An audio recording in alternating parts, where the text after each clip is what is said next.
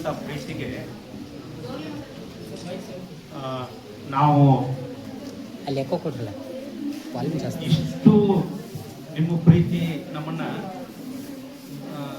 ಈ ರೀತಿ ತೋರಿಸೋ ಪ್ರೀತಿ ನಾವು ಇದಕ್ಕೆ ಅರ್ಹದಿಲ್ಲ ಯಾಕಲ್ಲ ಅಂತೇಳಿ ಅನ್ನುವಂಗ ಅನಿಸ್ತದ ಒಮ್ಮೊಮ್ಮೆ.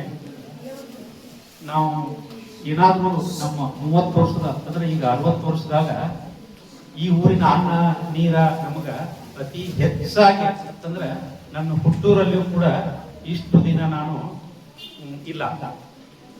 ಮತ್ತು ಇಲ್ಲೇ ನಮ್ಮ ಸುದೀರ್ಘ ಈ 30 ವರ್ಷದಲ್ಲಿ ನಮ್ಮನ್ನು ಇಷ್ಟು ಸರಿಯಾಗಿ ನೀವು ಸಂಭಾಳಿಸಿದಿರಿ. ಇದು ನನ್ನ ಎಲ್ಲಿಯೋ ಪೂರ್ವ ಜನ್ಮದ ಪುಣ್ಯ ಇರಬೇಕು. ಯಾಕಂತಂದ್ರೆ ಒಂದು ಮಾತು ನಾನು ನನ್ನ ತಪ್ಪನ್ನು ಒಪ್ಪೋದನು.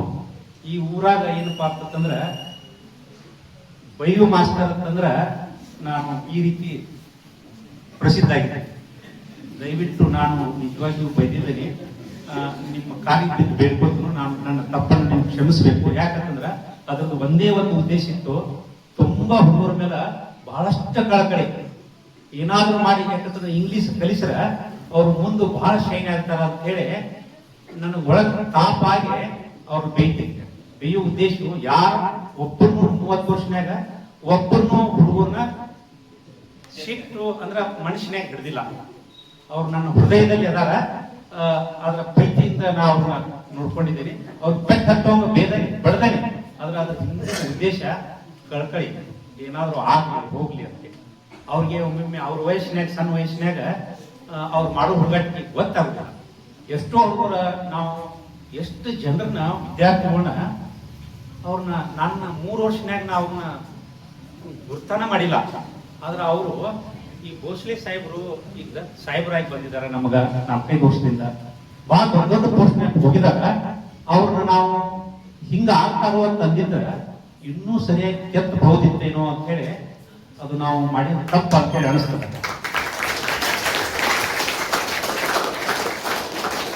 ನಿಮ್ಮ ಊರಿನ ನೀವು ತೋರಿದಂತ ಪ್ರೀತಿಗೆ ನಾನು ಒಂದು ಮಾತು ಹೇಳೋದಂತಂದ್ರೆ, ಯಾಕಂತಂದ್ರೆ ಪ್ರೀತಿ ಅದು ವೈರತ್ವವನ್ನು ಮುಚ್ಚಿಟ್ಕೋಬಹುದು. ನಾವು ಯಾರನ್ನೆಲ್ಲರಿ ನಮ್ಮ ವೈರತ್ವ ಇತ್ತಂದ್ರ ಅದನ್ನ ಹೊಟ್ಟೆ ತೋರಿಸಿದ ನಾವು ಏನಾದ್ರೂ ಮಾಡ್ಬೋದು.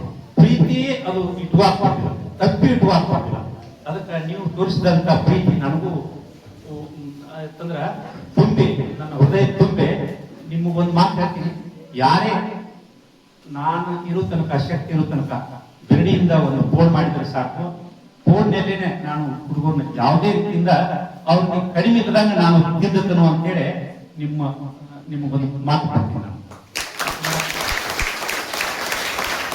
ಇಂಗ್ಲಿಷ್ ಕರೆ ಕಲಿಯತಕ್ಕಂಥ ಕಳಕಳಿಯಿಂದ ನೀವು ಒಂದು ಫೋನ್ ಹೋದ್ರೆ ಸಾಕು.